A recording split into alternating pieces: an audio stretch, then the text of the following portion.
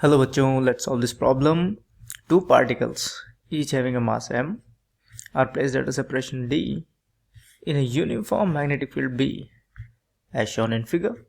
They have opposite charges. So ये important word है, opposite charges दिया है, of equal magnitude. काफी symmetry है situation में. At time t is equal to 0, the particles are projected towards each other with each with speed v. फिर से दोनों की speed same है. Neglect interaction between the two charges, तो कोई इलेक्ट्रोस्टैटिक इलेक्ट्रोमैग्नेटिक फोर्सेस नहीं है दोनों के बीच में. तो क्वेश्चन ये है कि find the maximum value of V M, velocity कितनी ज़्यादा हो सकती है of projection, so that the two particles do not collide. दो पार्टिकल कोलाइड नहीं होने चाहिए. तो सबसे पहले तो इसके मोशन को समझते हैं. मैग्नेटिक फील्ड के अंदर क्या होगा. देखिए, हमें की कॉन्सेप्ट्स यहाँ पे कुछ यूज़ करने हैं. एक तो अंडरस्टैंडिंग के लिए, यानी कि मोशन कैसा होने वाला है. सो अंडरस्टैंडिंग के लिए हमको पता है कि हमको डायरेक्शन पता होनी चाहिए फोर्सेस की. जब हम परपेंडिकुलर फोर्स अप्लाई करते हैं, वी नो कि जो फोर्स की डायरेक्शन है, यानी कि मोशन की डायरेक्शन वही होगी जो फोर्स की होगी. So that is given by the charge velocity cross B. तो v क्रॉस b करके आप डायरेक्शन पता लगा सकते हैं. नंबर 1, डायरेक्शन आपको पता लग जाएगा इससे. तो यहाँ से आप आइडिया लगा सकते हैं कि क्या होगा. देखिए, ये हमारी मैग्नेटिक फील्ड है. इसका मतलब है कि फील्ड जो है पेज के अंदर की तरफ है. क्रॉस का मीनिंग है कि फील्ड इज इनसाइड.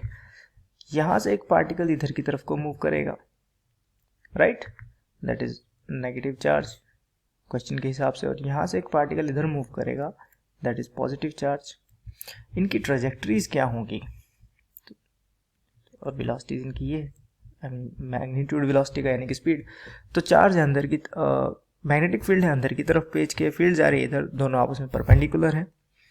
ओके, तो परपेंडिकुलर है. और v क्रॉस b कीजिए आप राइट हैंड थंब रूल लगाएंगे तो आपको पता चलेगा फोर्स की डायरेक्शन जो होगी ऊपर की तरफ होने वाली है. ओके, सो पहले केस में इसके लिए ऊपर की तरफ होगी. फिर दूसरे के लिए ट्राई कीजिए. अगर आप इसको पॉजिटिव क्यू मान के चलें तब तो नीचे आएगी, पर नेगेटिव साइन की वजह से इसकी भी फ्लिप हो जाएगी ऊपर की तरफ. और पॉइंट पर जब आप इस चीज़ को ट्रेस करेंगे तो आप पाएंगे कि ये एक सर्कुलर मोशन होने वाला है. ठीक है, तो की कॉन्सेप्ट नंबर 1 से हमको ये पता चलता है कि सर्कुलर मोशन है, सर्कुलर मोशन दोनों का. तो ये पार्टिकल ध्यान से देखिए, ये डिस्टेंस है इन दोनों के बीच का d, और दोनों अब एक दूसरे की तरफ आ रहे हैं. चले, ओके, तो जाहिर सी बात है स्पीड सेम है तो मिड पॉइंट से ज़्यादा पास तो ये आ नहीं पाएंगे. ये हमारा हो जाएगा लीस्ट डिस्टेंस ऑफ अप्रोच, या क्या कहते हैं उसको, closest distance of approach. This point is closest distance of approach. और ये कहाँ पे मिलेगा हमें, बिल्कुल मिड में. यानी कि ये d/2 से ज़्यादा आगे नहीं जा सकता और ये भी d/2 से आगे नहीं जा सकता. और दोनों ने सर्कुलर पाथ फॉलो करने हैं, और सर्कुलर पाथ कुछ ऐसे होंगे इनके. ये पार्टिकल जो है कुछ इस तरह के सर्कल में जाएगा और इससे आगे नहीं जा सकता. इसने भी ऐसे ही जाना है, इससे आगे नहीं जा सकता. तो जो इनका रेडियस है वो डिसाइड हो जाता है, दैट इज d/2. ओके, तो ये चीज़ अगर आपको पता चल गई तो आप इसका सोल्यूशन लिख देंगे बड़े आराम से. चलिए इसका सोल्यूशन लिखते हैं. सो की कॉन्सेप्ट नंबर 2 जो हम यूज़ करेंगे वो हमें पता है कि मैग्नेटिक फील्ड के अंदर जो रेडियस फॉलो करता है एक charge particle, that is given bye mv, उसका मास, उसकी स्पीड डिवाइडेड बाय उसका चार्ज, और जो मैग्नेटिक फील्ड अप्लाइड है वो, दैट्स इट. और हमको एक चीज़ यहाँ पे अभी हमने देख ली कि जो रेडियस की वैल्यू है दैट इज d/2. तो इन दो वैल्यूज़ को आपस में कंबाइन कीजिए और देखते हैं क्या सोल्यूशन मिलता है. तो फाइनल कैलकुलेशन जो हो जाएगी हमारी, सोल्यूशन विल बी r की जगह पे आप d/2 पुट कीजिए. So this is d/2 and that is equals to mv divided by qb, और v की वैल्यू हमें निकालनी है.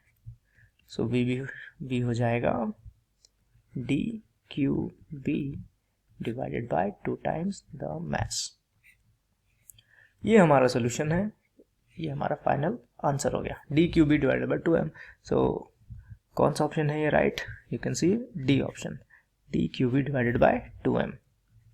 Okay, so D is the right answer. I hope ये सोल्यूशन आपको समझ आया होगा।